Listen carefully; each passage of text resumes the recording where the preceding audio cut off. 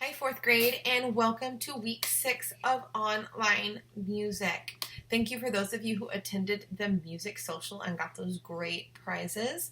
This week, your fourth grade music social will be on Wednesday at 12 p.m. So that will be at noon. I'm doing different times every week, trying to match different people because I know some of you do have classes. So this week we're going to be learning about Wolfgang Amadeus Mozart, who won our classical music madness bracket. Remember, right now we're doing a Broadway Mania bracket. So, Wolfgang Amadeus Mozart, no ordinary baby. He was an Austrian composer who in his short life wrote many masterpieces, including symphonies and operas like The Magic Flute, Don Giovanni, and also lots of piano music. He was born in Salzburg, Austria in 1756 and died in Vienna, Austria in 1791. So until he was 3, he was an ordinary baby. Then he began climbing up on the bench and imitating the clavier that was being played by his talented older sister, Maria Anna. At the age of 4, he made up his own song and started studying violin. He insisted all his activities be accompanied by music, and his father noticed it was difficult to teach him music. He seemed to know everything already. By the time he was 5, he would stay up late practicing by candlelight. The next year, he was 6, and Mozart went on tour. He traveled by stagecoach all around the bumpy roads of Europe, and from all his travels, Mozart eventually learned to speak 15 languages. He played for royalty, for the well-known Marie Antoinette, the future queen of France. Yes, he played for her, but he also, at the age of 7, proposed marriage to her, which would also probably have been much better off for her since she ended up being beheaded during the French Revolution. At the age of 8, he was composing symphonies, and at 11, he composed his first opera. When composing, he would wear an apron to keep the ink off his clothes, and he wore little velvet coats and lace ruffles and golden embroidery and a little gold sword on his side. He was known as the most kissed little boy in Europe. Today we think of him as the greatest musical prodigy who ever lived. He had a strange and exhausting childhood, though, and he often was ill that some people worried about how long he would live. He was sweet and affectionate and most anxious to please. He had a special talent, but that also meant that he never went to school. He never had to. His father gave him lessons.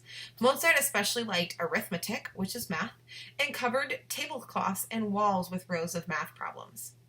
Mozart loved animals. He sent the family dog, a terrier named Bimper, greetings from cities all over Europe with postcards. In London, he broke off a concert to run after a cat that had wandered in. Later in life, he owned 2 other dogs, Cucurel and Catherine, and a pet grasshopper and a couple birds. As a child, he was so cute. He had rosy cheeks and bright eyes, and as an adult, though, his skin was yellowish and scarred from smallpox, and his blue eyes were bulgy. He was short and thin, and his head was too big for his body. Yet, he was so concerned about his appearance. He took care to always wear elegant clothes, and he had a barber work on his hair much more often than other people did. Mozart fell madly in love with Aloysia Weber, who was the cousin of the composer Karl Maria von Weber. This was his landlady's daughter. But she rejected him, and he married Constance Weber, her sister.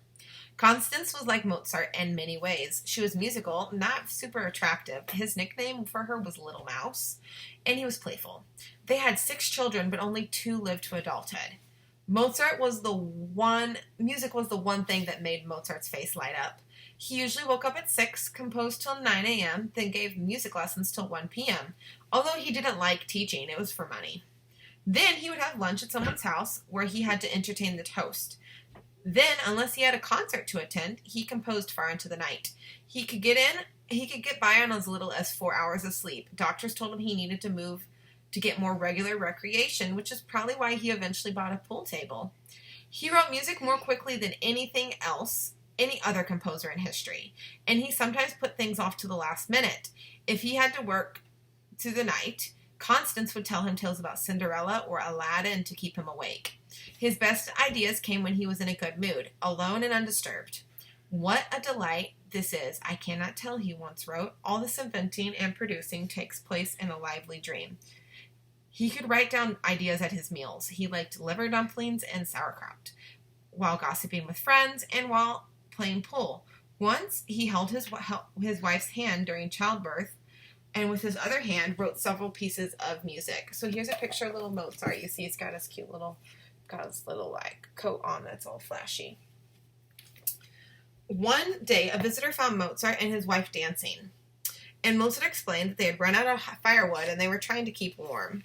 Mozart could spend money faster than he could earn it, and they were always in debt. Part of the problem was that the aristocrats paid him for music with things like watches and snuff boxes, not the cash that he needed to live on. A letter that he wrote asking for a loan sold 200 years later for 100 times the amount he had pleaded for. There was plenty of people who didn't like Mozart.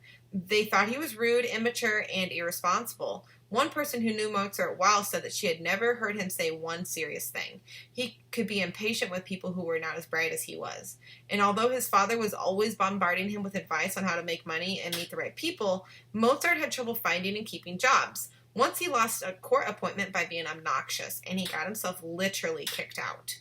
"There is the door. I will have nothing more to do with such a villain," said the man who fired him. Mozart was scared of ghosts and loud noises, and he was superstitious, which explained his reaction to the tall, mysterious stranger who came to his house one night. Dressed all in gray, the stranger commissioned him to write a requiem, which is a funeral mass. The stranger never gave his name, but he kept nagging Mozart to finish. Fearful and convinced somehow that he was writing his own burial music, Mozart worked feverishly. Eventually, the stranger was revealed to be a messenger from an eccentric count who had a habit of having well-known composers write something so he could pass it off as his own in a private performance. But by that time, Mozart had died of kidney failure and malnutrition. That means not good nutrition. Mozart had spent 14 years of his life on the road, and he had never been healthy. He was only 35 when he died, and some people feel that the fear of that gray, tall stranger hastened his death.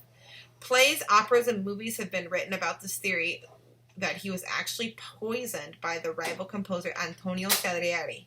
But this rumor has never been proven. The movie Amadeus actually goes more into that rumor. At the peak of his career, he earned as much money in one concert as his father could earn in a year. Yet at the time of his death, he owned very little. He had 6 coats, 5 red, which was his favorite color, and 1 white for when he was at court, which is royalty, not like judicial. He had 3 silver spoons and 346 books. His most expensive possessions were his walnut piano and his pool table. Now some musical notes about Mozart. Okay, put it on the table. Thank you. Mozart was unhappy with one of his singers one time, and he didn't like the way that she sang his opera. He responded that she shrieked when she sang his opera Don Giovanni. So one day he crept up behind her at the exactly right moment.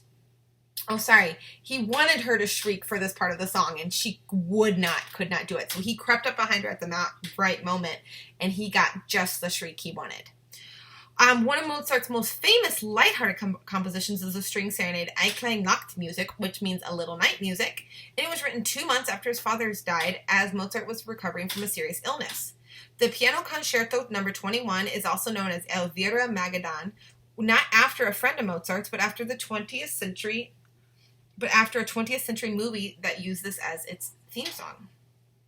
So he didn't call it Elvira Maragidan, but that's what it ended up being known as after the movie came out. More recordings of Mozart's music are bought today than any other recording by any other composer.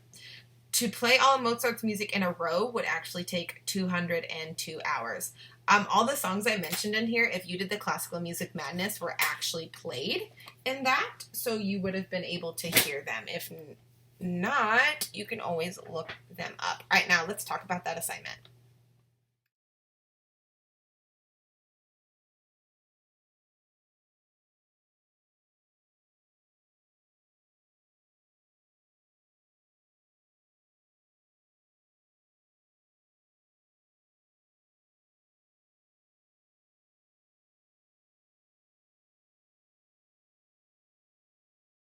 Hi guys, so for your assignment, you're going to be using Chrome Music Lab. This is the main page. There are 8 different games or experiments that they call them. We're going to be using this cute one with the monkey. So you're going to click on this monkey. It is a rhythm one.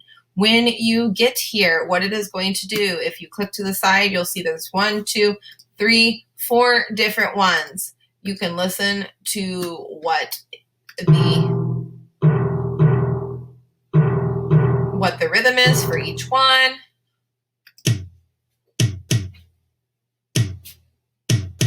As you can see, not everything is being used. Only one thing is. What I want you guys to do, though, is every one of these dots down here, or a horizontal line, are an instrument.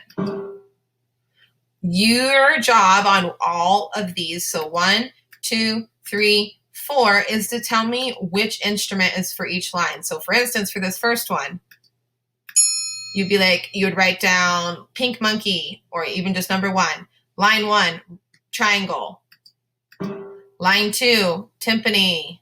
Sorry guys, let me fix that.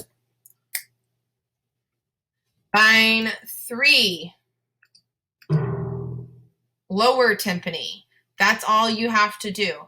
Pretty straightforward, but you have to do it for all 1, 2, 3, all 4 of them to get all of the points. All right, guys, bye. I will see you next week. Peace out.